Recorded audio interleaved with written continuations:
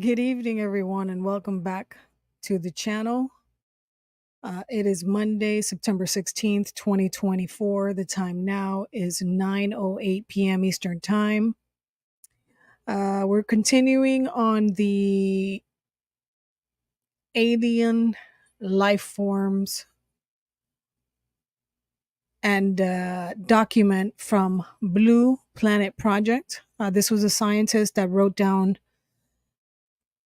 notes into a document of his research with the federal government or the agencies regarding UFOs, extraterrestrials, and the flying saucers or spacecraft. So we're on chapter 21, I think it is. And we're going to be talking about the ANTAREAN Connection. Now, they talk about 160 different species of extraterrestrials. Well, let me not say extraterrestrial. They differentiate between alien, extraterrestrial, interdimensional, and I think I forgot the other dimension.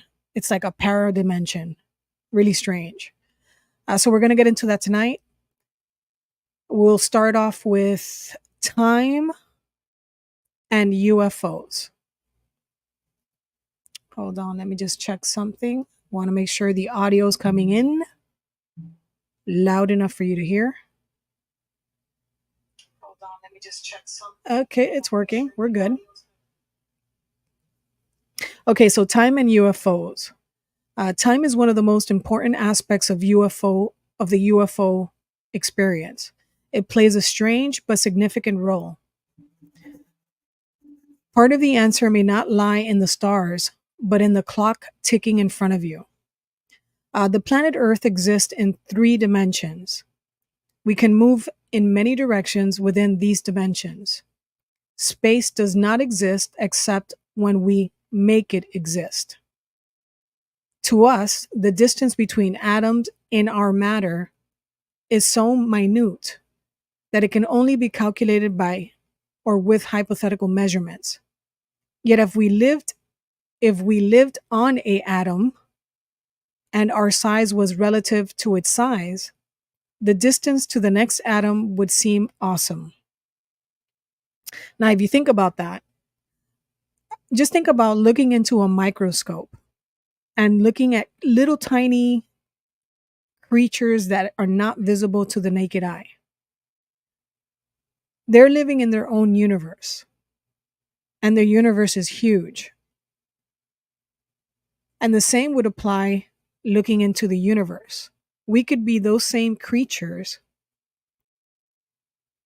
thinking that we're living in this incredible galaxy, solar system, universes, dimensions. And if you get into the afterlife, the atom, what are the spheres that spirits are contained in when you take pictures of video footage at, let's say, a cemetery? That is their own universe as well.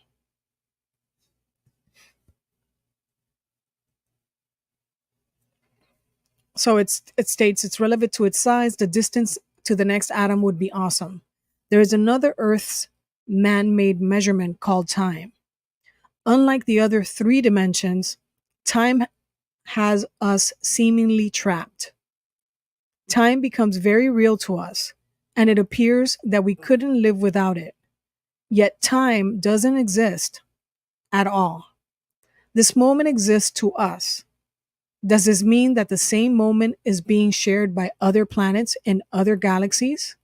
Not really. The UFO phenomenon does seem to be controlled. This means it does follow intelligent patterns. If the objects themselves are manifestations of higher energies, then something has to manipulate those energies somehow. And they also have to reduce them to the visible frequencies for human patterns. But they take forms which seem physical and real to us. And they carry out actions which seem to be intelligent. intelligent design. Thus, we arrive at the source. The source has to be a form of intelligent energy which is operating at the highest possible point of the frequency spectrum. That would probably be called God. If such an energy exists at all, it might permeate the universe and maintain equal control of each component part. Because of its very high frequency, so high that the energy particles are virtually standing still, the source has no need to replenish itself in any way that would be acceptable to our environmental sciences. It could actually create and destroy matter by manipulating the lower energies. It would be timeless because it exists beyond all time fields. It would be infinite because it is not confined by the three-dimensional space. Perhaps if we were in a pure energy state, each particle of energy would itself serve as a synapsis, and information could be stored by a slight alteration in frequency. All the memory fragments of a rose, for example, would be recorded at one frequency, and the whole energy form could tune into the memory by adjusting frequencies, as we might adjust a radio receiver. Where have we heard this before? In other words, no complex circuitry would be required, and no physical body would be necessary either. The energy patterns would not need material form. It instead would permeate the entire universe. Universe, an interesting small point of view of a gigantic concept, of which it's reality of that multiverse. It could surround you completely at this very moment and be aware of all the feeble impulses of low energy passing through your brain. If it were so desired, it would control those pulses and thus control your thoughts. Man has always been aware of this intelligent energy, or quote unquote force. He has always worshipped it, i.e., God, Jesus, or the universal being, or the supreme being, as I call it, etc. 1. Our first conclusion is that some of the UFOs originate beyond our time frame or time cycle. 2. Our second conclusion is that the source has total foreknowledge of human events and even individual lives, since time and space are not absolutes. These two conclusions are compatible. Okay, for all of you that are coming in now, if you haven't seen part one, I suggest you see part one before you continue this one. Very important. If not, you get lost in the sauce. And again, this is an alleged document released by a scientist or scientists that worked for secret programs, secret projects under the umbrella of the MJ-12.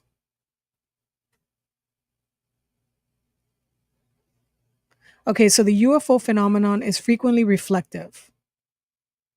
Wait, let me go back. These two conclusions are compatible. It is that all human events occur simultaneously when viewed by a greater intelligence. If a greater intelligence wants to communicate with a lower form, all kinds of problems are presented. The communication must be conducted in a manner which will be meaningful and understandable to the lower life form. An acceptable frame of reference must be found and utilized. The UFO phenomenon is frequently reflective. That is, the observed manifestations seem to be deliberately tailored and adjusted to the individual's belief system or beliefs and their attitudes of the witness.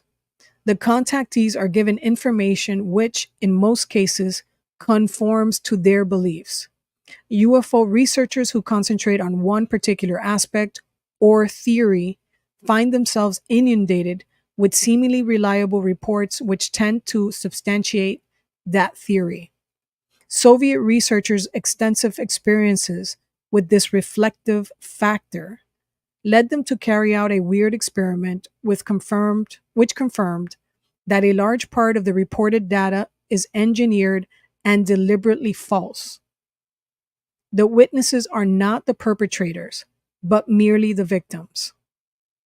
The apparent purpose of this false data is multifold. Much of this is meant to create confusion and diversion. Some of it has served to support certain beliefs which were erroneous, but which would serve as a stepping stone to the higher, more complex truth. So they talk to us in a language that we can understand. And this is where it's going to get into the religion part, which is what the militaries around the world feel that it would destabilize society as a whole. So whole generations have come and gone, happily believing in the false data, unaware that they were mere links to a chain. If it were all understood too soon, we might crumble under the weight of the truth. The planet Earth is covered with windows, corridors, tunnels, and gates. These gates go into those other unseen worlds. We have the instruments to detect them, and if we decide to use them, we would find that these windows are the focal point for super high frequency waves, the rays of the ancient lore. These rays might come from Orion or the Pleiades star system, as the Turons ancient claimed, or they might be part of the great force that emanates throughout the universe, perhaps from the Antarean star system. The UFOs have given the Turons the evidence that such rays exist. Now, slowly, we are being told why. Observers from the Antares star system are watching the Turons, and they know that the guidelines for quote unquote warp zones come from the center of the Antares star system, and they draw tunnels for several main points of this and other universes. Oh, this is interesting. They are gates for several travelers from all universes. Of course, there are many more focus points when other rays come from another or around other universes or the universe. Now they get into the crop circles. The crop phenomenon circles affair. The better way to understand the so-called crop phenomenon, the circles that appear in fields, is by the following example. I don't know if you guys can see this clearly, but this is the example. We have the people of Earth that exist at the third dimension because our atoms have a specific frequency which makes us able to exist at the third dimension. This specific frequency is stable enough for our lifetime. One quick idea of the dimensions tells us. First, the first dimension is just a plain point. The second dimension is two points together connected by a line. The third dimension is density, volume, us and our universe. The fourth dimension is time. Our main interest in this report is the fifth dimension, which is parallel universes or multiverse. That's the whole idea behind the multiverse concept. Not just one universe, but an infinite number of parallel universes. Using math to make a simplification of this concept, it tells us that there are no limits of the higher or lower number that exist. It's impossible to figure these numbers like it's impossible to figure the extension of the possibilities of the multiverse. If we are capable of accelerating or decelerating the frequencies to make us able to exist in the third dimension, we can jump to the fifth dimension or the multiverse. Now, I have stories about that. Woof. And we've heard stories from the near-death experiencers and meditators and people that have had, visions where they go into these other places they meet God. God introduces the other locations to them, or God or the guardians or the angels will show them multi dimensions where they're living uh, different lives. I tell you, man, the universe, dimensions. Hold on.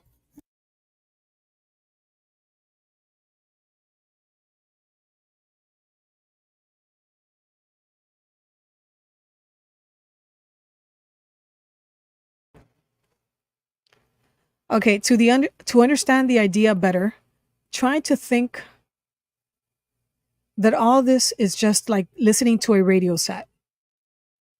When you listen to a radio set, you are listening to a single radio station on a single frequency.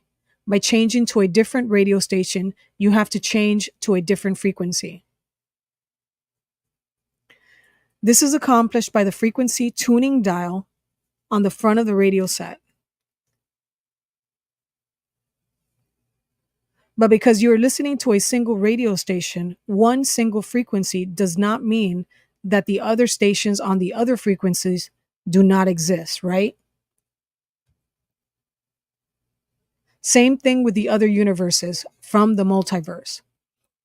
They are at other different frequencies than we are, and we just don't know it yet. Why are we in the third dimension and they are in the fifth dimension? Why not the reverse? Simple. It's based on perspective. They see us as their fifth dimension, and we see them as our fifth dimension. Again, it is just a question of perspective. The other dimensional travelers come to our dimension by using some process of acceleration of particles and give them the capability of jumping between dimensions. But why did they select England first and then why the field? They're talking about the crop circles, obviously. And I was just thinking in my mind, this applies obviously to the spiritual realm too, right? The demonic realm or the lower realms where those creatures are that are part of the Luciferian uh, group, they come into our dimension, right?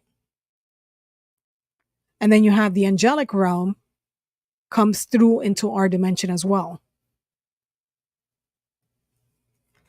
So, but here they're talking about I guess, the orbs that we see that go to England and do the crop circles, or the spacecraft that come in with the light.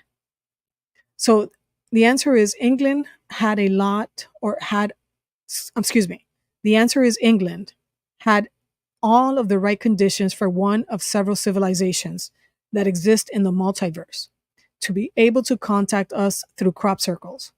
All answers of how they are able to accomplish this task lie in a vast prehistoric energy circuit.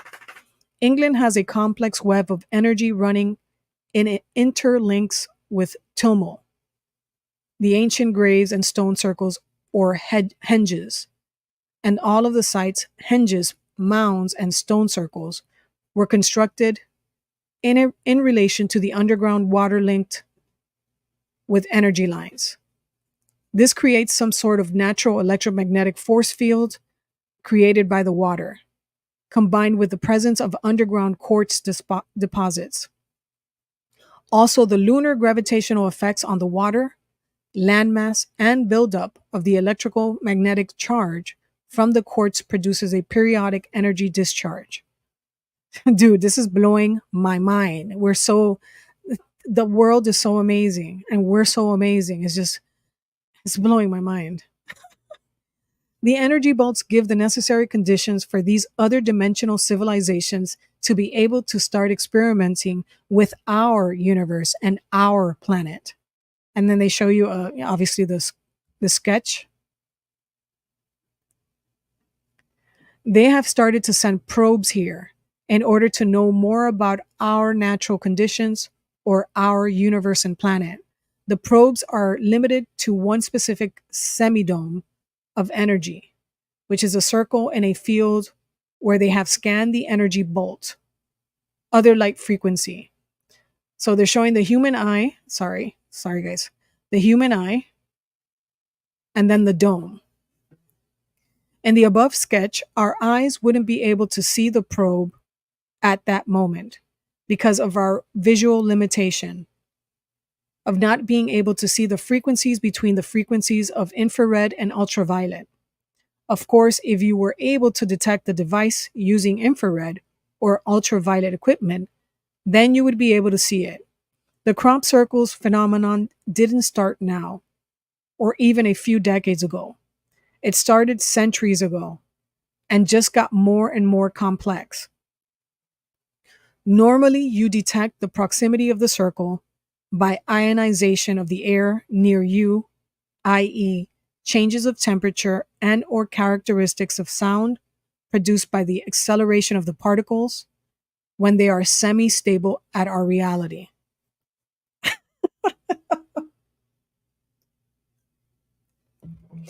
Oh my God, wow.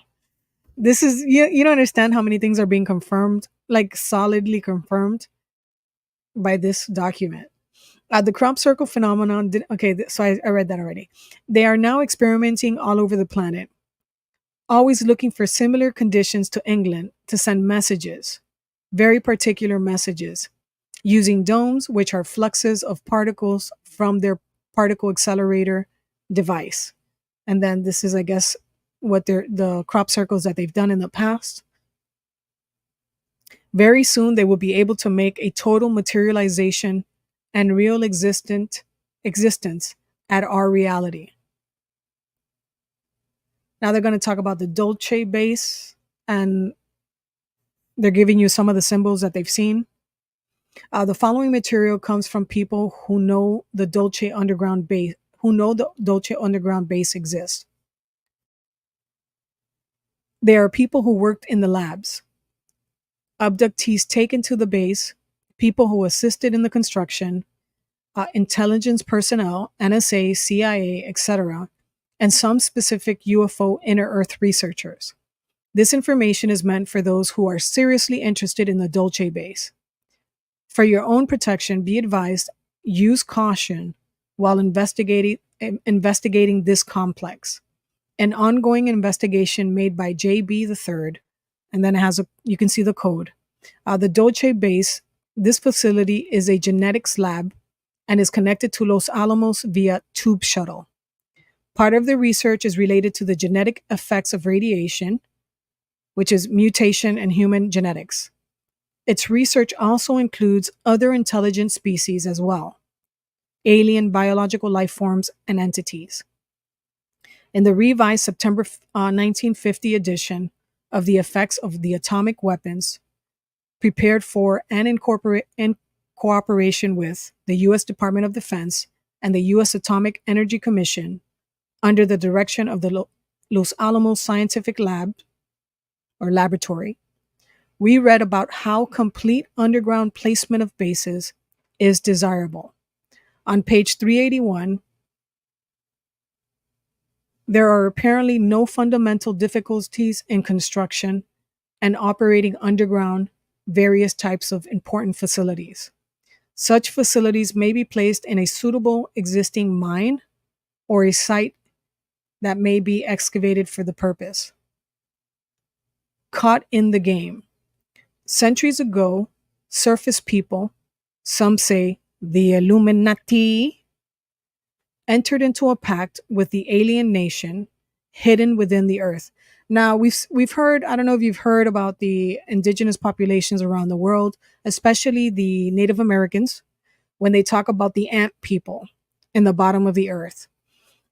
Some of the stories, the folklore is that during the last major cataclysm, the ant people took the natives of I think it was the Americas, and took them underground so they can survive the cataclysms that were to come.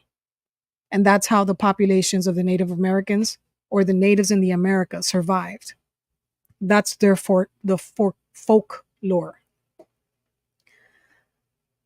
Okay, so they made a pact with the alien nation hidden within the earth. The US government in 1933 agreed to trade animals and humans in exchange for high-tech knowledge and to allow them to use undisturbed underground bases in the western USA. A special group was formed to deal with the alien beings. In the 1940s, alien life forms, or ALFs, began shifting their focus of operations from Central and South America to the United States. The continental divide is vital to these specific entities. Part of this has to do with the magnetic substrata rock and a high energy plasma states. And then it says, see beyond the four dimensions, reconciling physics, parapsychology, and UFOs by Carl Brunstein. And also look at nuclear evolution, discovery of the rainbow body, and aura by Christopher Hills. This area has a very high concentration of lightning activity and underground waterways and cavern systems, fields of atmospheric ions, etc. Whose planet is this? These specific aliens consider themselves native Terrans. They are an ancient race, descendants of the reptilian humanoid species, which crossbred with some of the more primitive uni-terrestrial survivors. They are untrustworthy, so this scientist is saying that they are untrustworthy, manipulator, mercenary agents from another extraterrestrial culture. The Dracos, quote unquote, who are returning to Earth, which was their ancient outpost before the coming of the original uni-terrestrials. They're returning to Earth to try to use it as a staging area, which is not easy at all, because it causes all the other 170 different alien species to want their share of the megatene secret, the megagene secret. But these alien cultures are in conflict over whose agenda will be followed for this planet. All the while, mind control is being used to keep humans in place, artificially, of course, especially since the 40s. The Dulce complex is a joint U.S. government and alien base. It was not the first one built. With the aliens, and others are located in Colorado, Nevada, Arizona, Alaska, etc. The secret activity about Dulce area, troops went in and out of there every summer, starting in 1947. The natives do recall that they also built a road right in front of the people of Dulce, and trucks went in and out for a long period. That road was later blocked and destroyed. The signs on the trucks were Smith and Corp, or Smith Corporation, out of Paragosa Springs, Colorado. No such corporation exists now. No records exist, and I believe the base, at least the first one, was being built then under cover of a lumbering project, who never hauled any logs at all, only big equipment. The R&D and military industrial complex. Hold on, guys. The RAND Corporation became involved by doing a study for the base on geology around the nearby lakes. Most of the lakes near Dulce were made via government grants for the Indians, quote unquote. As such a completed grant, the Navajo Dam is a main source for the conventional electrical power, with the second source in El Vado, which is also an underground entrance to the Dulce base. Note, if RAND is the mother of think tanks, then the Ford Foundation must be considered the father. RAND's secrecy is not confined to reports, but on occasion extends to conferences and meetings. On page 645 of the Project RAND, Proceedings of the Deep Underground Construction Symposium of March 1959, we read, quote, just as airplanes, ships, and automobiles have given man mastery of the surface of the earth, tunnel boring machines will give him access to the subterranean world. What's interesting, this is 1959, right? He's talking about this 1959. The boring machine has been used way before the Boring Company. Note, the September 1983 issue of the Omni, page 80, has a colored drawing of the subterrane. The subterrane is the Los Alamos nuclear powered tunnel machine that burrows through the rock deep underground by heating whatever stone it encounters into molten rock or magma, which cools after the subterrane machine has moved on. The result is a tunnel with a smooth glazed lining. These underground tubes are used by electromagnetically powered sub-shuttle vehicles, which can travel at a great speeds.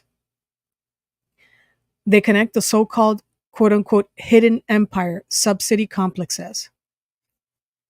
Now, if you want to know about the hidden empires or the ancient hidden empires, look at my ISB live stream where it talks about the alien that was the alien Earl that was in the Roswell crash, one of the Roswell crash.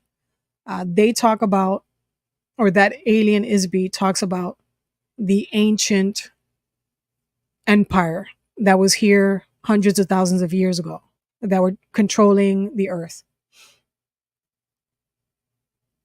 Okay, so the Empire Sub-City complexes, also the top secret project codenamed Noah's Ark, uses the tube shuttles in connection with a system of over 100 bunkers and bolt holes, which have been established at various places on Earth.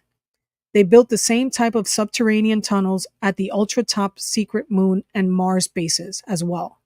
Many of these underground cities are complete with streets, sidewalks, lakes, small electrical vehicles, buildings, offices, and shopping malls. There were over 650 attendees in 1959 RAND Symposium. Most were representatives of the corporate industrial state. The companies that were involved: General Electric Company, Hughes Aircraft Company, Sandia Corporation, Walsh Construction Company, Colorado School of Mines, AT&T, Northrop Corporation, Northrop Grumman now, Stanford Research Institute, the Bechtel Corporation, etc. Bechtel, pronounced Bechtel, is a super secret international corporation, octopus. Where have we heard that? Octopus. Founded in 1898. Some say the firm now is really a shadow government, a working arm of the CIA.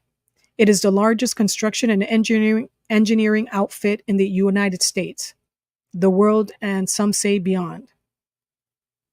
The most important posts in the United States government are held by former Bechtel or Bechtel officers. They are part of the quote-unquote web, the web, an interconnected control system, which links the trilateralist plans, the CFR, the Orders of the Illuminism, the Cult of the All-Seeing Eye, and other interlocking groups. Surviving the future. The Dulce facility consists of a central hub, security section, and also some photo labs.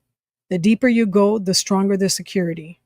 This is a multi-leveled complex with over 3,000 cameras at various high security locations, i.e., exits and labs. Now, again, this is in the 80s. This guy came out with this supposed leaked, alleged document notes in the 80s, and he went into hiding in 1990. So he's talking from the perspective of the 1980s. There are over 100 secret exits near around Dulce. Many around Arculeta Mesa, others to the south around Dulce Lake, and even as far east as Lindrith. No, deep sections of the complex connect into natural cavern systems. A person who worked at a base, and it gives you the code, who had an Ultra 7B clearance, reports the following. There may be more than 7 levels, but I only know of 7. Most of the aliens are on levels 5, 6, and 7. Alien housing is on level 5. The Trans-American Underground Sub-Shuttle System, the TOS. Overt and covert research within Dulce. As U.S. Energy Secretary John Harrington named the Lawrence Berkeley Laboratory and the New Mexico Los Alamos National Laboratory to house new advanced genetic research centers as part of the project to decipher the human genome. Ain't that interesting, huh? They're always messing with the DNA, genetic engineering, genetic manipulation, CRISPR Cas9, CRISPR. The genome holds the genetically coded instructions that guide the transformation of a single cell, a fertilized egg, into a biological being. The Human Genome Project may well have the greatest direct impact on humanity of any scientific initiative before us today, said David Shirley, director of the Berkeley Laboratory. Covertly, this research has been going on for years at Dolce Labs. The level number 6 at Dolce is privately called the Nightmare Hall. It holds the genetic labs. Reports from workers, and then it gives you the code, who have seen bizarre experimentation are as follows. Quote, I have seen multi-legged humans that look like half human, half octopus. Also reptilian humans and furry creatures that have hands like humans and cries like a baby. It mimics human words and also huge mixture of lizard human cages. Now, hearing this, it reminds me of the sightings of the chupacabra in Puerto Rico and the Montauk creature. If you guys ever remember hearing that, in the news sometimes as a joke, but on, people reporting on these things. It reminds me of that, and then it reminds me of Bigfoot or the Sasquatch. There are fish, seals, birds, and mice that can barely be considered those species. There are several cages and vats of winged humanoids, grotesque bat-like creatures about 3.5 to 7 feet tall, gargoyle-like beings, and Draco reptoids. Level number 7. Level number 7 is worse. Row after row of several humans and humanoids, hundreds, perhaps thousands, in cold storage. Here too are embryo storage vats of humanoids in various stages of development. Ooh, they're creating chimeras. What did Bush say? Do you guys remember what Bush said? Bush said in, what was it, in the early 2000s after September 11th?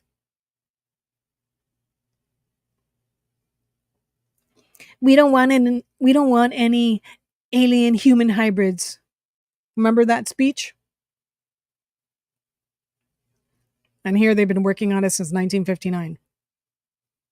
Blah, blah, blah, blah, blah. Where are we? Okay. So they're stating, I frequently encountered humans in cages. Oh. So this person that worked, an employee, says that I frequently encountered humans in cages. Where have we heard that before? Humans in cages, usually dazed or drugged, but sometimes they cried and begged for help. We were told they were hopelessly insane and involved in a high-risk drug test to cure insanity. At the beginning, we were told never try to speak to them at all. At all. At the end, we believed the story. Finally, in 1978, a small group of workers discovered the truth. It began the Dolce Wars, and a secret resistance unit was formed. Note, there are over 18,000 aliens at the Dolce complex at this time. In late 1979, there was a confrontation over weapons. A lot of scientists and military personnel were killed. The base was closed for a while, but now it is currently active again. Who was it? Phil Schneider was talking about. He did construction on the underground bases. And he said that they were not warned that there were some type of alien creatures underground, and they had an exchange, and he lost his fingers. because he said he was hit by a laser weapon and a few of his people were killed. He said he was doing construction with, the boring machines. In the late 1979, there was a confrontation over weapons. A lot of scientists and military personnel were killed. The base was closed for a while, but now it is currently active again. Notes: 1. Human and animal abductions for their blood and other parts slowed in the mid 1980s when the Livermore Berkeley labs began production of artificial blood for Dulce and its sister complexes. 2. About the confrontation. Human and alien at Dulce, 82 people were killed between scientists and the National Recon Group, the Delta Group, which is responsible for security of all alien-connected projects. Also, there were hundreds of other wounded people and 132 dead aliens. So this is one of the supposed sketches of one of the aliens. Now, I haven't seen this alien. I've seen the Greys. And I've seen taller aliens that were dark skinned, more like a brown. But I saw them in a spaceship in another galaxy, and that's when I guess you can say I left my body. I don't know if it was when I was like laying in bed and I was just meditating. I left my body and I saw these particular aliens, but they were nowhere in our galaxy. Their heads weren't this big. Their eyes weren't that big. Again, they were wearing cloaks and they were brown skinned. I've never seen anything like this one. This type of entity is one that abductees and contactees have seen in underground breeding facilities since 1963. They are bred by the thousands in underground facilities. The Dulce facility is the most well-known place that is active that this activity occurs. Although there are at least another 26 bases within the United States that have similar facilities. The Delta Group within the intelligence support activity have been seen with badges which have a black triangle on a red background. A delta is the fourth letter of the Greek alphabet. It has the form of a triangle and the figures prominently in certain Masonic signs. And then they give you all the triangles. Each base has its own symbol.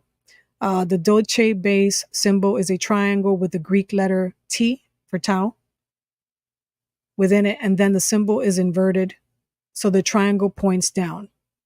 The insignia of the triangle and the three lateral lines has been seen on alien transport craft, the trilateral symbol. Other symbols mark landing sites and alien craft. Inside the Dulce base, security officers wear jumpsuits with the Dulce symbol on the front of the upper left side. The standard hand weapon at Dulce is a flash gun, which is good against human and aliens. They use a retina reader for identification in substitution of the old ID cards, but the ID card readers are still used in card slots for the doors and elevators, which had the Dulce symbol above the ID photo. After the second level, everyone is weighed in the nude, then given a uniform. Visitors are given one off-white uniform. In front of all the sensitive areas are the retina readers and scales built under the doorway by the door control. The clearance is checked, identity is checked, and also the weight. Any possible change over 2 pounds and a security yellow is alerted. No one without a specific clearance or authorization is allowed to carry anything into or out of sensitive areas. All supplies are put through a security conveyor system. The alien symbol language, Gray and Nordic, appear a lot at the facility. During the construction of the facility, which was done in stages over many years, the aliens assisted in the design and construction materials. Many of these things assembled by the workers were of technology of a technology they could not understand. Yet, nowadays, it is a different story. It would function when fully put together. Example: the elevators have no cable, they are controlled magnetically. The magnet system is inside the walls. There are no conventional electrical controls. All is controlled by advanced magnetics. That includes a magnetically induced phosphorescent illumination system. There are no regular light bulbs, and all exits are magnetically controlled. Note: if you were to place a large electromagnet on an entrance, it will affect an immediate interruption.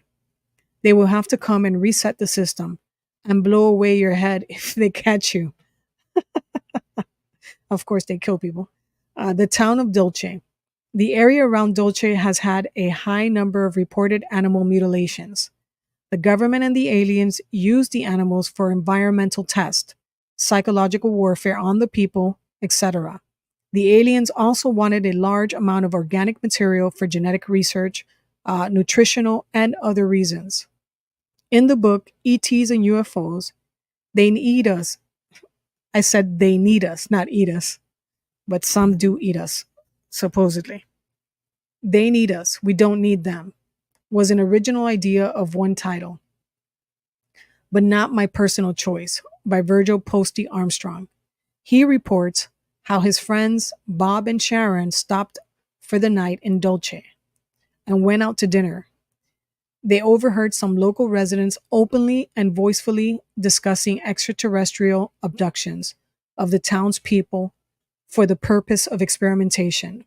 The ETs were taking unwilling human guinea pigs from the general populace of Dulce and implanting devices in their heads and bodies.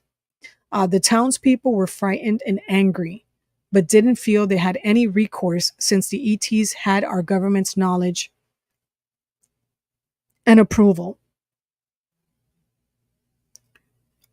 Recently, participants in a field investigation of the area near Arculeta Mesa were confronted by two small hovering spheres. They all became suddenly ill and had to leave the area. Several Dulce residents are not naturally from this area. Single people and even couples with children have just come to the town of Dulce since 1948. Generations of frozen agents occupied in suspect positions, like at work in a gas station, drugstore, bar, restaurant, etc. They are there to listen and report anything which violates their limit of security. Always in the town of Dulce, you never know who is who. Mind manipulation experiments. The Dulce base has studied mind control implants, bio-PSI units, ELF devices capable of mood, sleep, and heartbeat control. DARPA, the Defense Advanced Research Projects Agency, is using these technologies to manipulate people. They establish the quote-unquote projects, set priorities, coordinate efforts, and guide the many participants in these undertakings. Related projects are studied at Sandia Base by the Jason Group of 55 scientists from 38 specific scientific areas. They have secretly harnessed the dark side of the technology and have hidden the beneficial technology from the public. Other projects take place at Area 51, at Groom Lake in Nevada, codenamed Dreamland, which is a data and ongoing project repository and establishment for just some of the following. And what are they doing? Electromagnetic intelligence, ELMINT. This is probably part of the Signet, Code Empire, Code EVA, Prometheus Project, Hybrid Intelligence System Program, HIS, the BWCW, Infrared Intruder System Project, the IRIS, Bypass, Reptiles, The studies on level 4 at Dolce include human and alien aura research, as well as all aspects of dream, hypnosis, telepathy, etc. We know that this is possible, right? Whatever this scientist person, whoever is releasing this information, we know that this is an actual thing because the CIA has been working on remote viewing, parapsychology, synthetic telepathy, uh, manipulation of energy. I've done the videos within the last month about this stuff. So we know that this is real. And we know that DARPA started the Brain Initiative, mapping the world's brain, basically everyone's brain. And then you have what else you have? Okay, they know how to manipulate the bioplasmic body of humans. They can lower your heartbeat with deep sleep delta waves, induce a static shock, then reprogram via a brain computer link. They can introduce data and program reactions into your mind. It's called information impregnation, the dream library. We are entering in an era of the techno technologicalization of psychic powers. True, because I read you the documents of out of the CIA vault a couple of days ago. Uh, so they're basically creating technology off of psychic powers. This means that the development of techniques to enhance man and machine communications, uh, using nanotechnology, biotechnology, micro machines, PSI warfare, which is basically parapsychology, uh, psychic warfare, electronic dissolution of memory, which is called EDM, interesting, radio hypnotic intracerebral control. I've done the videos over the last few years regarding that, as well as various form of behavior control via chemical agents, ultrasonics, optical frequencies, electromagnetic EM frequencies, which are directed to the physics of the consciousness. And they've perfected or they're right now perfecting mapping everyone's frequency, where they can tune into your specific vibration and frequency to manipulate your thought process. If they want to do damage to your body, to your organs, they can. They can use humans, or they can use technology like directed energy weapons. Better living through biotech. The development of biotechnologies will mean a revolutionary, again, he's talking about in the 1980s, will mean a revolutionary change in life of every human being now on earth. Warning, fascism is corporatism. We have passed the point of no return in our interaction with alien beings. We are guaranteed a crisis which will persist until the final revelation or conflict. The crisis is here, global and real. We must mitigate or transform the nature of the disasters to come. And they come they will. Knowing is half the battle. Advice. Read the book The Cosmic Conspiracy by Stan Deyo. The Phantom Empire Above the Law. The Dolce base is run by a board. The chairman of the board is John Harrington. Jim Baker of Tennessee is in the NSA CIA linked to Dolce. The House Speaker Jim Wright of Dallas, Texas. The nation's third highest office is the treasurer at Dolce. There is currently a power struggle going on, as Representative William Thomas, Republican from California, put it. Part of Jim Wright's problem is he fails to understand what's equitable and fair. It's the arrogance of power, even among his fellow Democrats. Many find Wright to be uncomfortable, and Wright's operating style leaves him vulnerable. Most meetings at Dolce board are held in Denver, Colorado, and Taos, New Mexico. Former New Mexico Senator Harrison, publicly known only as the last man on the moon, Schmidt, has full knowledge of Dolce. He was one of the 7 astronauts to tour the base. In 1979, he held a animal mutilation conference in Albuquerque, New Mexico. This was used to locate researchers and determine what they had learned about the links between the quote-unquote mute operations and the alien government deals. Senator Bryan of Nevada knows about the ultra secrets at Dreamland and Dulce. So do many others in the government. This is what the UFO researchers are up against. So be careful. They have killed to keep the information secret, and by reading this document, you know more than they want you to know. They also have underwater bases off the coast of Florida and Peru. More detailed information will be released by the government following the plan of preparation for the global alien revelation. So they're getting us prepared. They've been preparing us since the 50s to have this massive alien. Of course, they change it every few decades when people become aware, but the massive either alien invasion, and he's talking about it in the 80s as alien revelation. In the very near future, photos, videotapes, documents, etc. will be released. Watch for the agents among you now. After all, a fascist group within this country had John F. Kennedy assassinated and got away with it. Look to the links within the larger umbrella, the quote unquote web of a fascist totalitarian secret police state. And this is within the Pentagon, the GCS, the DIA, Division 5 of the FBI, what they call the DISC or the DIS, and the CIA. Note, the Defensive Investigative Services, the DIS, their insignia is a composite of the sun's rays, a rose and a dagger, symbolizing the quote unquote the search for information, trustworthiness, and danger. The following are the basic diagrams of process of creation of artificial hybrids at the level 7 at the Dulce complex. And then it gives you this, whatever this is. I don't know what it is, but it's symbols. I know this symbol right here, these symbols here, I've done them.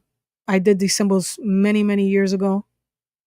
Actually, over decades ago. I didn't understand it, but it was through, when people get these feelings, like some of these people in like the New Age movement, they call it channeling. Well, it was something like that, but it was more like a presence that pushes you to write. And I would sketch these symbols right here.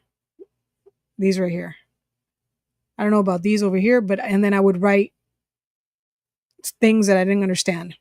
So when I saw this document, I freaked out when I saw these symbols here. It tripped me out because I had done it like 15, 20 years ago. Some kinds of alien life forms we know about. The US government has conducted autopsies on alien cadavers, the gray physiology and anatomy. The most significant alien species which have been available to autopsy have been the gray types. The approximate height of most of the specimens are between 3.5 and 4.5 feet tall. That is correct. The head, by human standards, is larger in comparison with the body. Yep. Facial features show a pair of eyes described as large, sunken, or deeply set, far apart or distended more than a human's, and slightly slanted as oriental or mongoloid. By the way, there's other creatures that don't look like the grays, but they don't have any hair. They look like us. They do have a little bit slighter, they have like a more like a Asian look. But they look humanoid. They look like us, just with no hair. They have symmetrical ears, nose like us, lips like us, just more slanted eyes and no hair.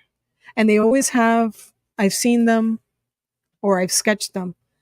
They always have this thing in the middle of their, like a symbol in the middle of their, the third eye, like our third eye in the middle of our forehead. They always have some type of symbol there. The ones that I've sketched. Let's see here. So they're talking about the grays. They have no earlobes or apertures on the side of the head.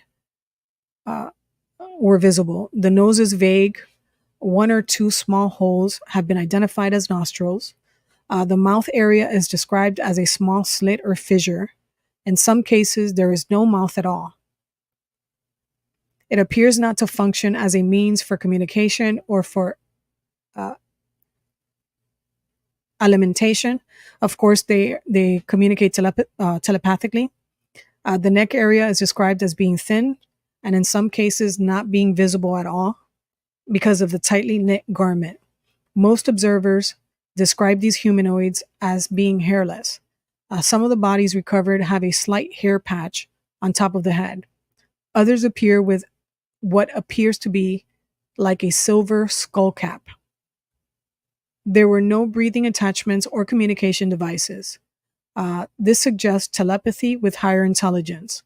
In one case, there was an opening in the right frontal lobe area, revealing a crystalline network.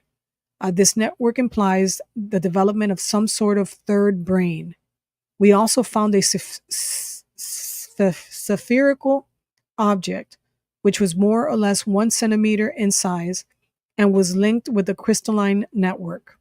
We theorize that this is a device for amplification of the brain waves, which means they are not capable of psychic activity without this spherical device. So these are the I believe they're talking about the worshippers of technology. I think these are the grays that they're talking about. That they don't believe, like they don't care about God, but they worship technology, advancing in technology. This information is also included in the Yellow Book. The arms are described as long, thin, reaching down to the knees. The palms each contain 4 fingers with no thumbs. 3 fingers are longer than the others. Some are very long and others are very short. No description is available for the legs and feet. Some pathologists indicate that the section of the body was not developed as we would anticipate, showing that some of these beings were adapted to life in the water. And here's where we get the supposedly seeing spacecraft going into the water.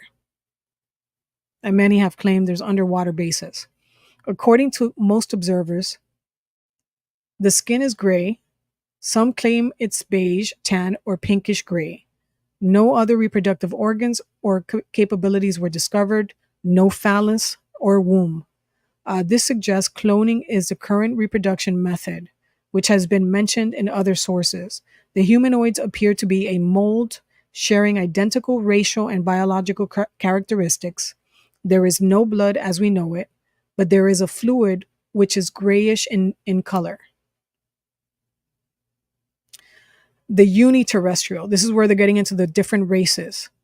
The uniterrestrial code UNA, which is 7 ancestral alien races that started our civilization here. Some of the unanswered questions about the human evolution started centuries ago, when disaster struck a mission involving 7 different alien races to Earth. The information was recovered from Project Genesis III, and then it gives you the whole classification and other codes, as well as other crash sites.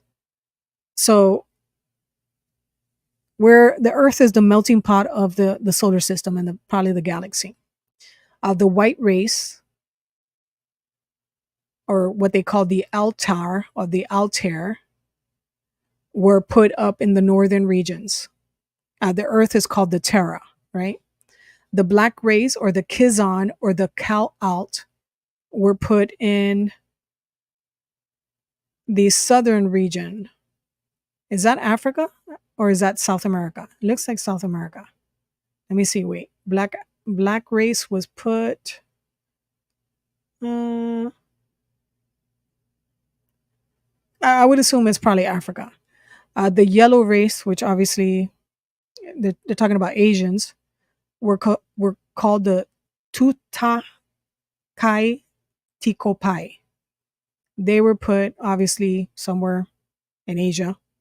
The blue race. Do we have a blues? Maybe. The Hindus have a. Who is it? Is Krishna? Is it Krishna? That's blue. The blue race is Kashmir or Kasimar. The green race. We don't have any. Oh yeah, the reptilians. The green race, the Kushu, the Khotan. The red race, that would be the indigenous folk, or called the Azdar. The golden race. Who are the golden race? The Caspan Jasan Pagan.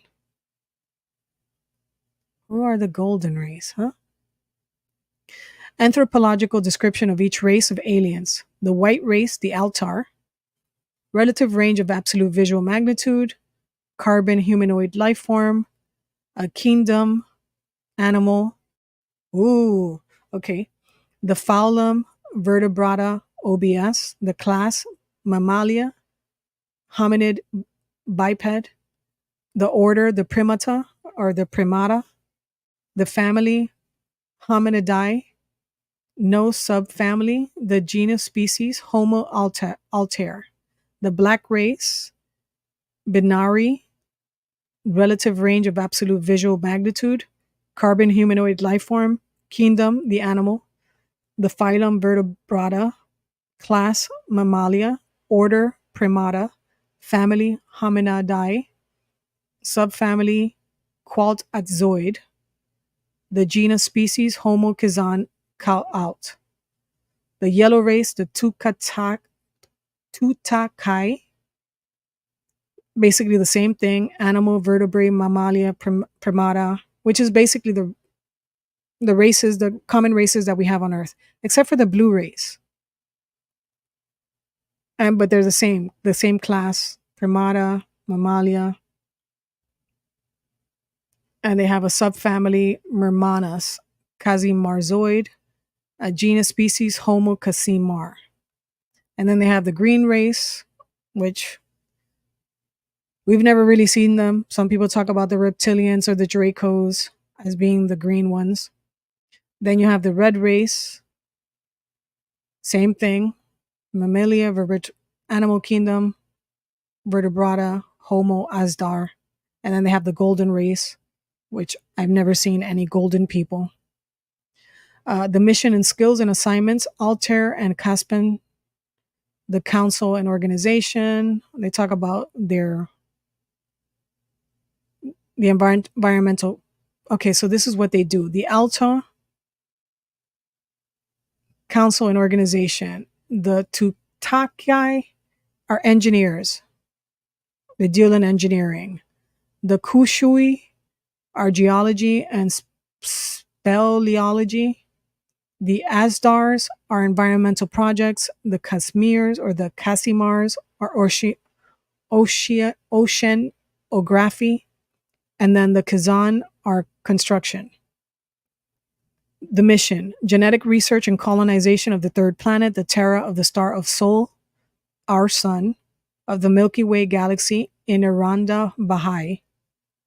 And I don't know if you guys have ever heard of the Baha'i religion. I'm just saying, the Baha'i religion, it's like the latest thing. Supposedly people are saying that this will be the religion of the future. The status, out of control. The group, the Altairs, the Kazan, the Tutakai, all the groups. Sequences of mission, division of area looks more like their original planets. Division of Terra, Mars, and Phaeton. Research with Earth reptilians caused a mutation now called the dinosaurs. The research with the mammalia mutations erased, killed off dinosaurs. The crisis at Star Sol, our sun. Destruction of the original mission. Survivors and their mental problems left for destruction of mission. War between survivors. Destruction of Phantom, creation of asteroid belt. So they created the Van Halen asteroid belt. Survivors separated and created the ancient civilizations known as Lemuria, Mu, and Atlantis. The Homo sapiens, Homo mermanus, and the Homo interior coexist on Earth with survivors. The new alien landings by the Dominium Grey or the Nordic races. And then they have more of their language sketched out here. Mission of the star map, recovered from crashed alien spacecraft or spaceship. Okay, not understood. ultra terrestrial code ultron, energetic, intelligent life forms without material body. This would be probably like the spiritual, what we would call spiritual beings, because we don't know the difference between one energetic being that has no body or material body, and let's say what we call the heavens. We have no way of knowing. This information was recovered from codename blah blah blah Godard project, as well as other crash sites. This alien is created in the centers of the quasars. So okay, so let me talk about this real quick. Okay, so in let's talk about spirituality real quick. I believe that this is very accurate because besides the fact that the NDEs talk about the specifics, certain things that human beings cannot believe because they don't understand, because they've never gone to the heavens or the other realms. They don't understand that the planets are living beings in themselves. The sun is a being in itself. It's a living body. The earth, the ancients, the pagans, whatever you believe, they have a belief system that all things alive are sentient consciousness and their own being, their own spiritual being. Okay. The same thing applies to the center of the galaxy or any, like a nebula or a black hole. You have to assume that that's a sentient being living out its life like you would an insect or a flower or a tree or the grass or the microbes or the worms or the waters themselves are sentient entities. So when they're saying here that there's a being that doesn't have a body and it's an intelligent life form and it's energetic, you have to assume that this not does not only apply to spiritual beings as we understand it, but it has to apply to like gases and things that are flowing in space that we can't see. Anything that's energy is alive, and anything that's life, that means every single thing, it's a consciousness. It's intelligent. It creates. It evolves.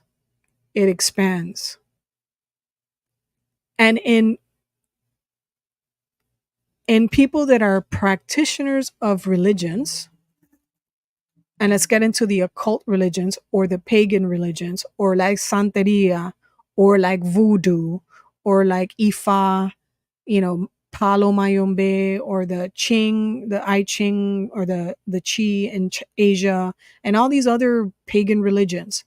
They have the people that are in the higher parts, the people that actually learn and really get involved in energy work. They understand that everything is alive. Everything. And everything has its own language. I mean, everything. We may see insects as nothing creatures, but in actuality, these insects are very intelligent. We may see viruses as nothing, as something beneath us, but in reality, viruses are very smart and they can kill us. Bacterium is very smart and it can kill us. And it's hard for us to wrap our heads around that because it's so minuscule and it's not like us. And supposedly we're the most intelligent thing in the universe, which is a horrible way to look at all this. It's very dumb.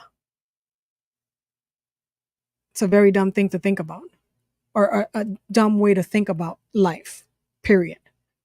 Whether it's microscopic or universal. Just think about that. How can we be smarter? How can humans, let's just say humanoids, how can humanoids be smarter than the Milky Way?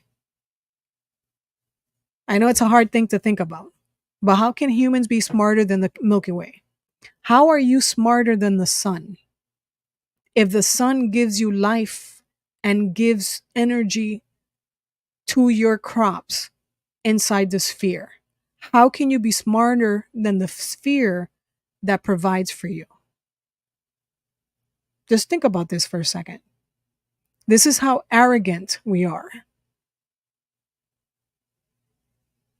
This is how arrogant human beings and probably other beings, I'm not just talking about earthly beings, but all beings together, how we think that we're superior to something that's actually more superior to us.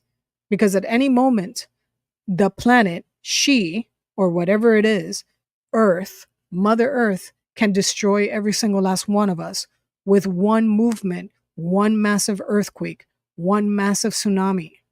And we, which would be fleas on the body of a dog or a cat, would be gone. So we have to think about everything that we look at out in the world with respect. And we need to humble ourselves a little bit. And I'm only speaking from experience. That's why I'm saying this. So when they're talking about this, and it totally is a real thing. You know, the galaxy, the planets in the galaxy are alive. They're creating life, they're creating movement. They're expanding, they're spewing out stuff, you know, the quote unquote Big Bang, even though the Big Bang is an infinity loop.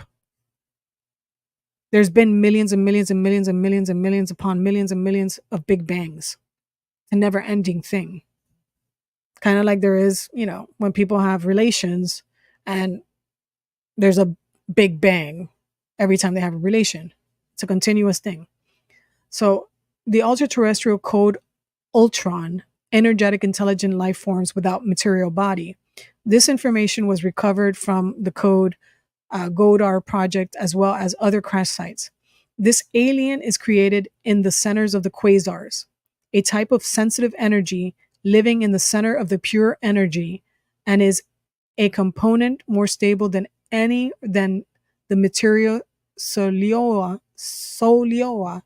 that is found in our quasar. And this is supposedly what the entity looks like, which is tripping me out. But yeah, that's supposedly what it looks like. They evolved from a series of monoelectronics to a series of more complex energy and created a civilization or collective civilization that does not know the individual thought or mind. The Ultrons are an entity composed of primary mental energy and radiate strong in the invisible, ultraviolet, and kappa radiation bands. Now, this is another thing that I'm going to bring up. It's talking about it's a mental energy. Think about this. What are demons? What is sickness when people become sick? It's an energy trapped within the body that doesn't belong there.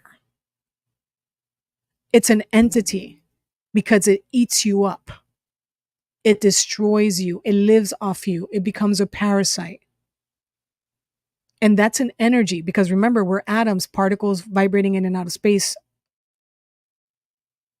It's trapped on a different vibration than you inside your space, your energy field. And this entity or energy force is creating what's called sickness, which is an entity in its own. And demons are able to take over the body, or dark spirits or dark energies can take over your body and mess around, right? They can possess you, they can control you. So it's the same thing. So the Ultrons are an entity composed of primary mental energy and radiate strong in the invisible ultraviolet and kappa radiation bands, as are quote unquote nodes or foyer, which serve as the origin of the Ultrons' radiant emissions. As the spectrograph proceeds through the ultraviolet range from 103.2 to 112 angstrom units, we observe that these foyer are not constant for different wavelengths. By varying their relative positions, the Ultrons can control the intensity of their emissions. The Ultrons perceive dimension and objects in terms of the electromagnetic energy. Knowing the speed of light through various mediums, it is able to judge its surroundings, much as the Tehran bat is able to use the reflection of its own sounds to avoid flying into an object. The radioactive nature of the ultrons, a non corporeal being, best suited by the Hutchinson radiation analysis, the HRA, a graphic representation of any energy source, in this case, the life aura of the ultrons, are strongest in the ultraviolet range. The HRA is a standard readout on most sensor equipped instruments, appearing as a fluctuating Moir pattern. Then they get into the intraterrestrial, which are the interovs, are people from outside Earth dimension, time, space of life at a planet Earth from the ancestral time. That is tripping me out. That's a whole lot of mouthful. People from outside Earth dimension, time, space of life at planet Earth from ancestral time. You're talking about the residual, maybe they're talking about the residual of our ancestors. Because remember, when we leave this body, everyone always says they go home and they become part of the one, but they remain separate, but at the same time, the one, connected to the one, which is God. So are they, ooh, somebody just walked in the room. Oof. They're not happy I'm talking about this. So they're not happy. Ooh, somebody's not happy. It's amazing how these people are afraid of. I mean, I know this is a lot to take in. Not anybody's going to believe this, but those of you that understand what's going on, they don't want people to know stuff like this. So they came to Earth several eons ago, and now Terra or Earth is their planet too. We talk here about the seventh largest race. We found two large races living below the fourth Earth capades. Again, the reptiloids or the reptoids, which they're the animal, vertebra, reptilia, blah, blah, blah, blah. We'll skip that. They survive only close to specific devices. They live at a former society. They live at a former society and have a high degree of technology. The reptiloids or the reptoids, the males are 2.0 meters, the females are 1.4 meters. The average weight is 200 kilos for males, 100 kilos for female. Body temperature, ambient for both. Pulse respiration, male 410, female 410. Blood pressure 80-50, female 80-50. Life expectancy for male reptoids or reptiloids, 60 Earth years. The female, hey, why the female only gets 23 years? What's up with that? Males get all those years? Shoo. This is what they look like. This is what they look like. I've seen the spiritual energy of demons, right? I've seen demons, which are not these things at all. Two total different animals. Demons are very scary stuff. And then I've seen the other guys, which they look like gargoyle things, but they're not the same as the energy, the dark energies of the spiritual realm on the underworld. They're not the same thing. Just in case you guys are wondering.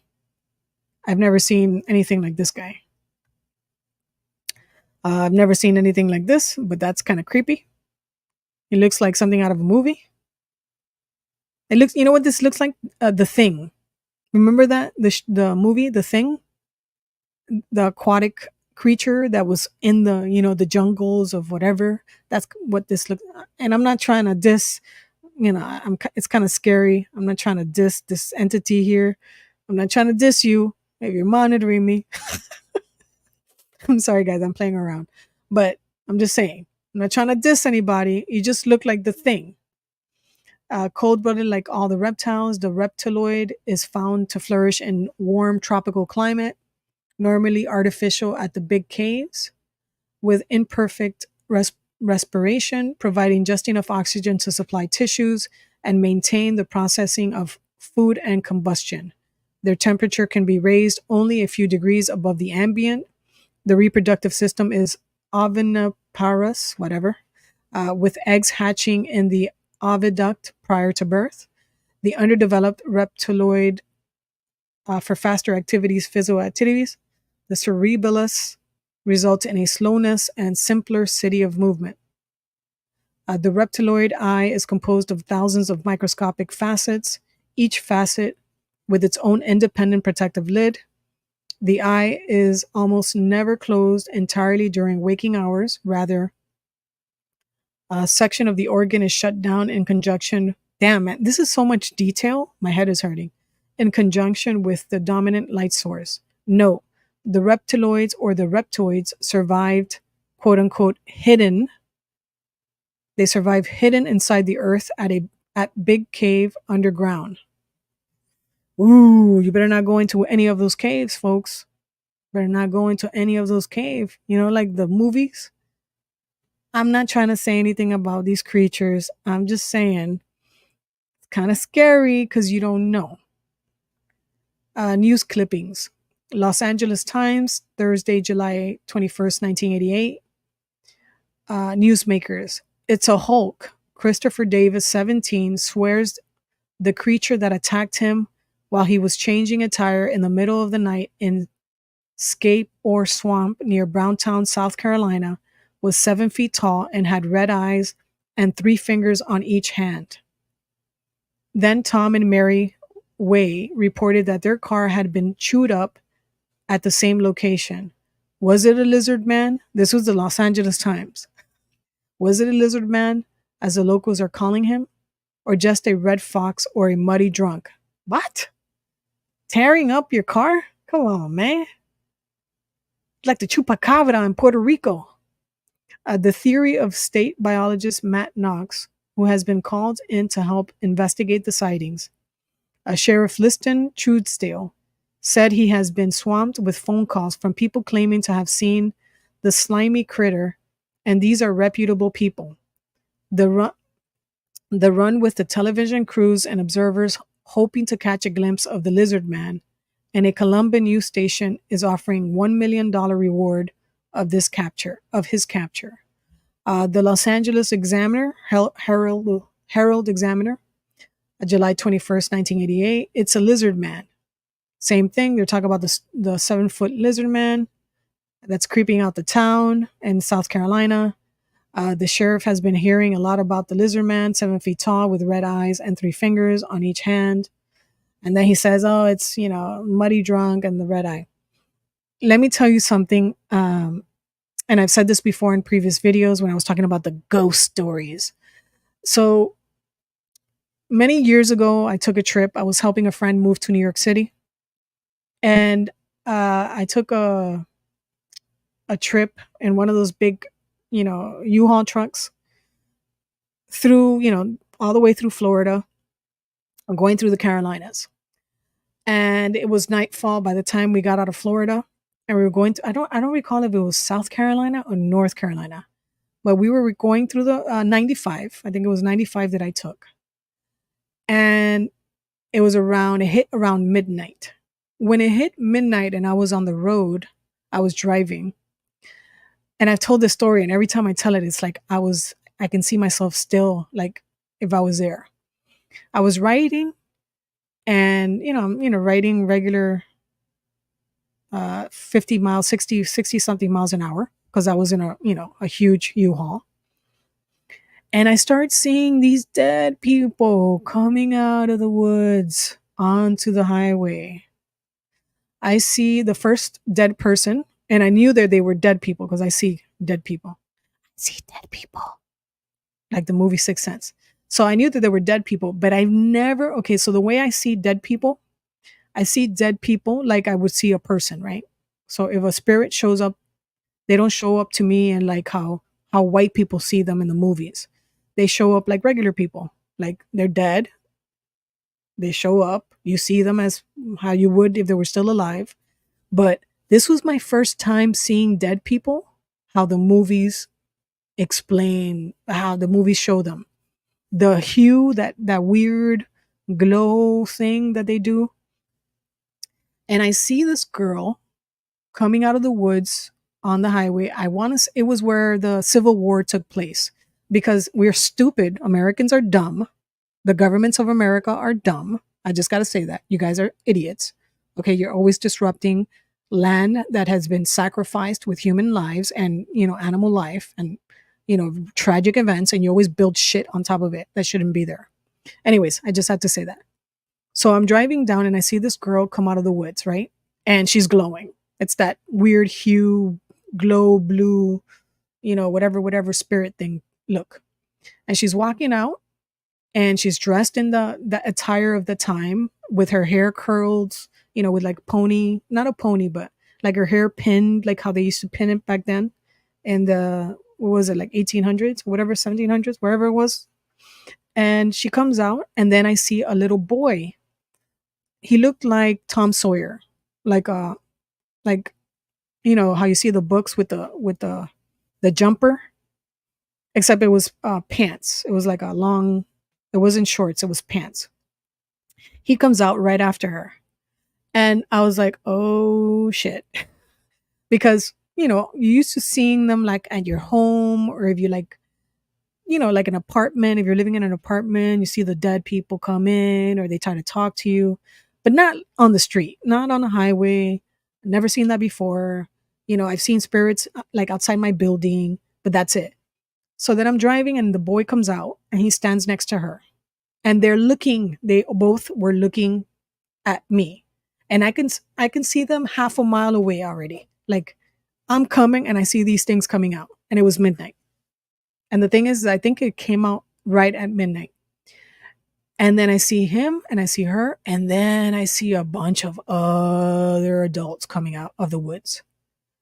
And they're all, oh my God. And then I see them on the right hand side coming out. And then, okay, so you have the left, because on this part of the road in the Carolinas, wherever I was, it was a one way. So, because I guess it splits the 95 or whatever road I was on, the highway, it splits one way going north and then the one way coming south. So I see the girl, the kid, adults start coming out to my left, and then I start seeing people coming out to my right, and I'm taking a shit. I'm like, okay. And then I was with the person that, my friend that I was moving to New York City, and my friend can see dead people too. Like, my friend is able to see these things too. And my friend was falling asleep, and I tapped my friend and said, wake up, wake up, wake up, wake up. And then she looks and she's like, what the fuck? Because she's never seen them so many. She's never seen so many dead people in one place. And she's like, oh my God, oh my God, there's a lot. There's a lot. And I'm like, yeah, this is amazing. I was like so at awe, like, wow. I had like a wow moment, right? And then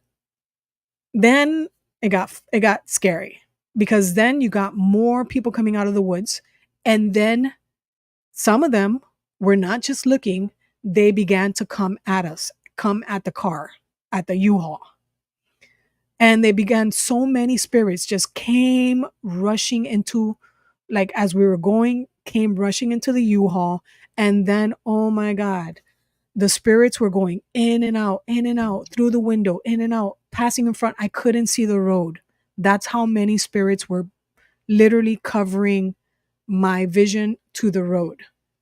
And my friend was screaming at the top of her lungs. She's like, oh my God, they're in here. Screaming, screaming, screaming, screaming, like to the top of her. And I'm telling her to shut up because I was going to get into an accident with this large U-Haul. And the spirits were going in. And then I just said, you know what? She's screaming. I'm gonna flip. The U-Haul's gonna flip. So I hit the gas pedal. I think I went from like 60 to 100 on the U-Haul with all the stuff in the back, so I can get out of the way of the dead people on that were coming in. And I look into the rearview mirror, and then you see them standing on the side of the road, like the spirits that were going in the U-Haul. They go back to the side of the road, and then they were looking at us leaving. And I was like, never in my life. I've seen demons. I've seen angels. I've seen the dead. I've seen my ancestors. Never have I ever had that type of experience. And I've been touched by the dead, like meaning you can feel them touching you, laying on your bed, that type of stuff. I've never seen anything like I experienced going through the Carolinas. When people tell you that when they go into the woods in the Carolinas and like they hear soldiers fighting, you better believe them because I saw it for myself. And it was the scariest shit I've ever seen in my life. It was probably the most dangerous experience I've ever had when dealing with the dead. I literally was going to lose control of the U-Haul. And I don't know how many accidents. I'm assuming at night there must be like a lot of accidents in that area because the area is so disturbed from the amount of traffic that goes through there every single day since the highway was built, that those dead, because obviously many of them died tragically in war and during the Civil War, they're not at rest. The energy, whatever residual energy that's there, is not at rest. And so I'm assuming every night they come out and they do the same thing over and over and over to the passing vehicles. So I just wanted to share that. Believe people when they tell you that they see stuff in the Carolinas coming out of the woods. Believe them is all I got to say. But anyways, let's continue. I just had to share that story again. The sheriff has been hearing a lot about the lizard man, 7 feet tall and red eyes and 3 fingers. And, the biologist says everybody is drunk. They're all crazy. Christopher Davis, 17, told the sheriff that he had been attacked several weeks ago by the creature in Scape Ore Swamp. This happened to him when he had a flat tire at about 2 a.m. Truesdale said he is getting other calls from people who said they saw the creature, and they are reputable people. This was Gary C. Fong from the News Service Reports. Now they get into the insectoids. Okay, so people have talked about seeing aliens or creatures that they look like insects. They're like 7 feet tall and they look like mantis, like praying mantis. I'm assuming that's who they're talking about now. And then they give you, they're 70 kilos, 35 kilos for male. Oh, there's different types of races of these types, the insectoid. They have one that's the master race. Then they have the insectoid that's the servant race. Then they have another, they talk about the weight of the master race, the weight of the servant race. And then they give you the life expectancy. Apparently these live between 130. The males live 130 and the female live 150 years. Okay, this is one of them. I've never seen anything like that. I've seen something like an insectoid, but they don't have eyes like this. They literally look like insects. This is supposedly the master race one. And this is the servant race, supposedly. So the insectoid retina is composed entirely of tone-sensitive rods and is incapable of discriminating or of discrimination between different wavelengths of light. Therefore, the addition of the color to the insectoid vision is accomplished by the dual antenna, which in addition to being auditory receptors are made up of a complex network of wavelength-sensitive cones. Owing to the highly directional nature of the antenna, the corona of the vision is perceived by the subject in tones of gray. Because of this correlation of 4 independent light receptive organs, insectoid vision can be correctly termed quadrascopic, resulting in relatively humanoid superior depth perception. Insectoid auditory capacities are highly developed, and insectoids are capable of distinguishing from among a wider range of audio frequencies than is normal for humanoids. Because of the monodirectional antenna, insectoids usually listen with their head tilted slightly downward. Note, they have a limited exoskeleton. And then they have the moldos Several races, including some already discussed, make their home in the inner earth. These are as follows. Again, the Native Americans have a story, a oral story, where they talk about the insect people that saved them from the cataclysm and took them underground to survive. They talk about the green people. Part of the survivors survived as part of the ancient Kushul, or the green people. The Caspian or the golden race are part of survivors that survived inside a big group of mountains at the Orient part of the earth. They created the Essenes, the internals, some surviving people from Altair genetic mutated, which caused getting older to be incredibly slowed down, enabling them to live for eons. The Casimar, or the blue race, some surviving people created the people of Mu, Lemuria, and Atlantis. The survivors now live in the inner earth, and some Atlanteans live underwater. The deviants, or the deviants, are surviving people that mutated from the Casimar insectoids, very dangerous and primitive creatures. The legend of the demons was born from the underground deviant race. See the next page for sketch of the deviant.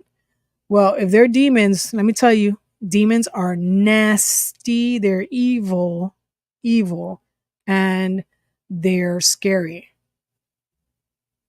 I've seen a lot of demons. Demons are scary. And let me tell you, they can touch you. Demons can't physically throw you around if somehow they get in tune with your frequency. They can take over your body. They can do very, very horrible things to humans while you're living, not even after death. And then they get into the meta-terrestrial. This is the meta-terrestrial. These are aliens from another time, space, or Earth people from another time, space. The meta-terrestrial visitors are from another time and space. They could, as well as other crash sites, they can be time travelers.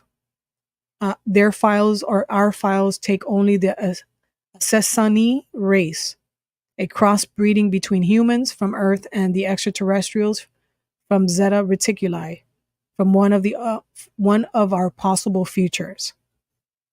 So this is another one that they're showing. Never seen these guys before.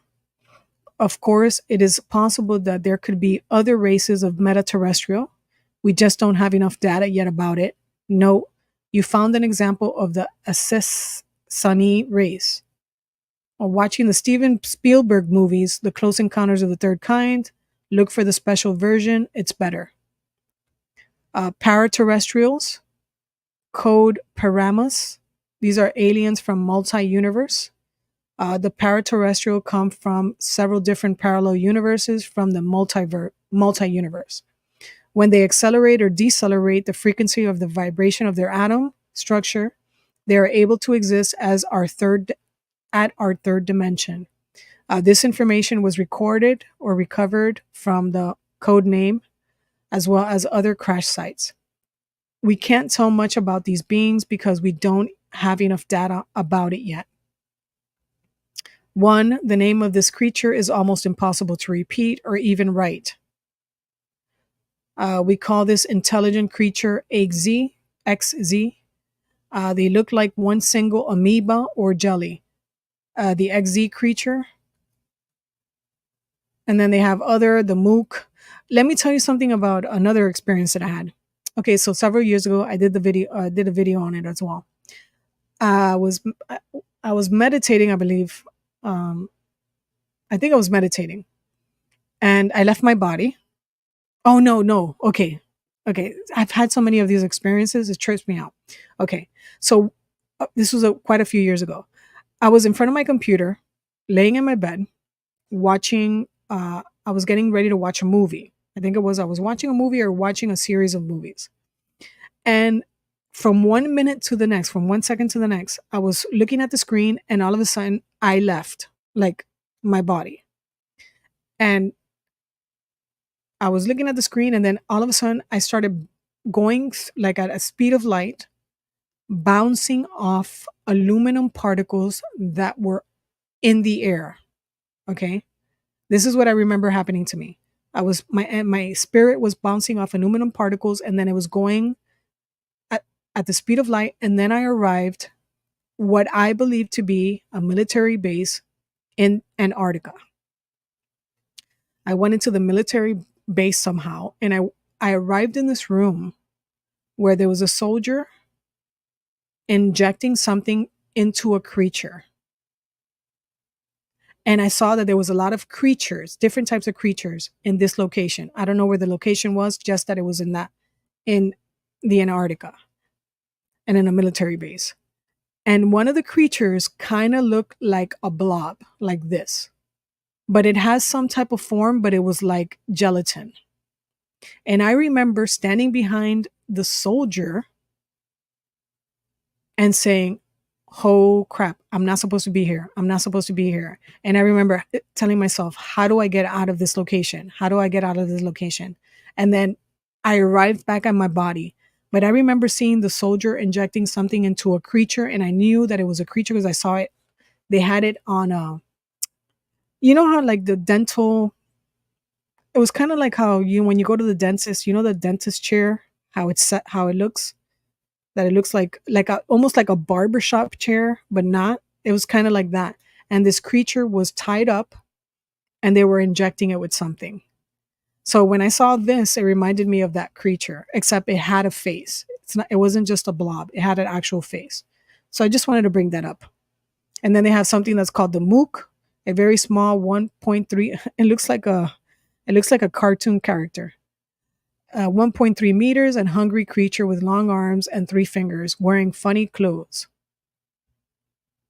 And then, of course, the what we call the Sasquatch looking thing, the Waddick. They call it the Waddick. Looks like a primitive kind of primate, but he is an intelligent being.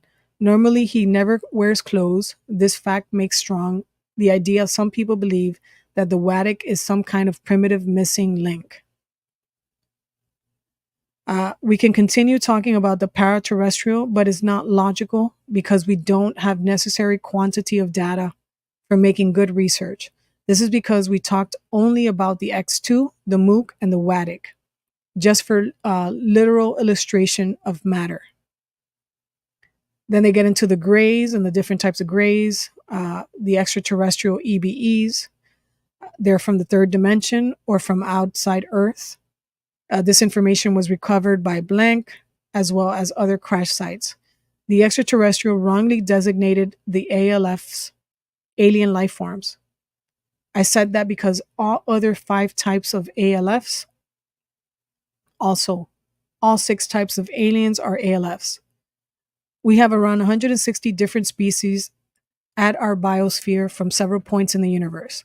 They're humanoids, they're human, and not humans. We talk now about the other 5 alien races that stayed much longer than any other race and have much more influence during our history. Type A is the Rigelian, the Rigel, or the Rigel, or the Gray. Type B is the Reticuli 2, the Z Reticuli 1, or Gray. Type C, Reticuli 2, a Z Reticuli 2, or Gray.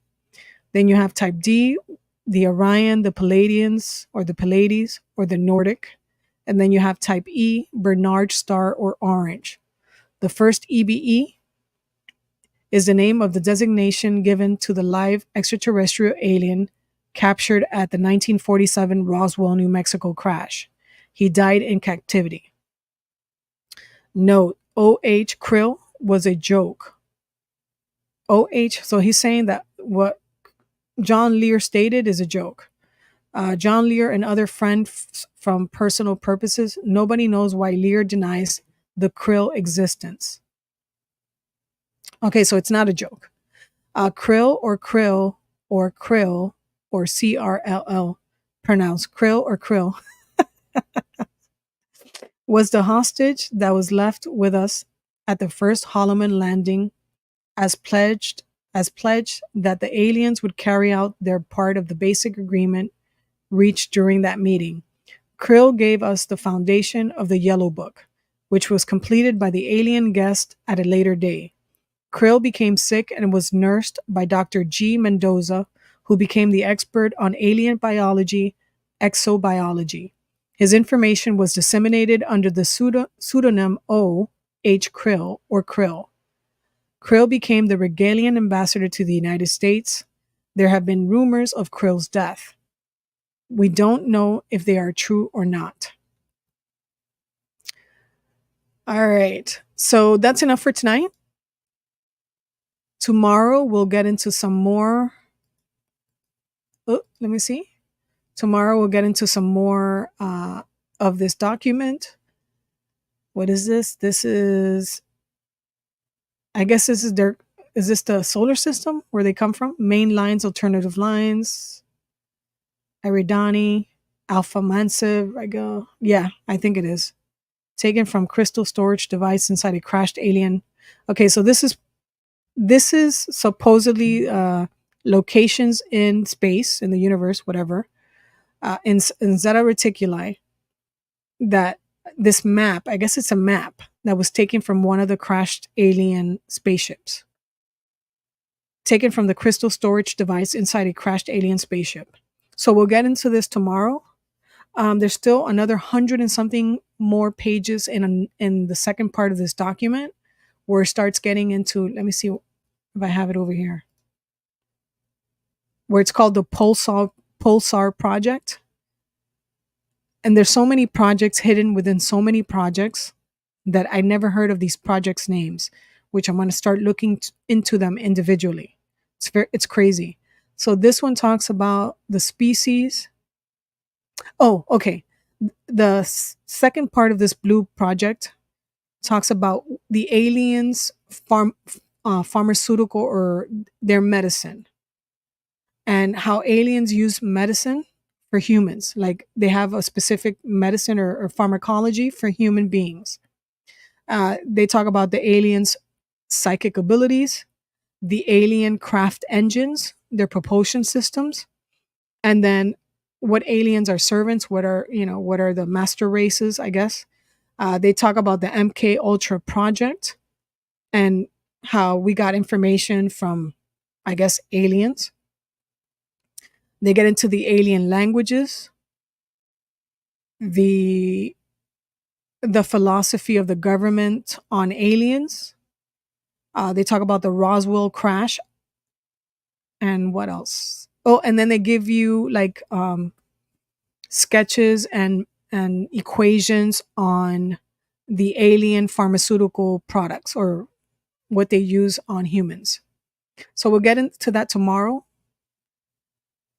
If you like what you hear and it's entertaining, like, subscribe, share, tell a friend to come over on at 9 p.m. every night. And we'll get into these weird fringe alleged documents that I've been researching. And if you want to support monetarily, you can support at the links in the description. PayPal, Cash App, Bitcoin, Patreon. Stay safe. Hey, Maven. If you haven't seen the whole thing, start from the beginning. It's a long one. I'll talk to you tomorrow. Bye.